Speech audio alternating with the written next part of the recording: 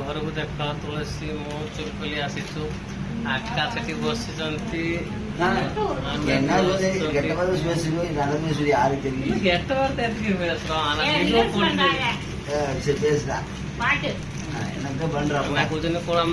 ଗାଳି ଦଉଛ ନା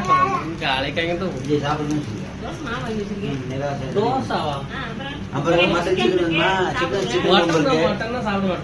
சிக்கன் இருக்குடா சிக்கன் இருக்கா சாப்பிடலாம் சிக்கன் சாப்பிடலாம் ଆଉ କଣ திங்கள வந்து வாக்குவா பண்ணிருக்கீங்க எனக்கு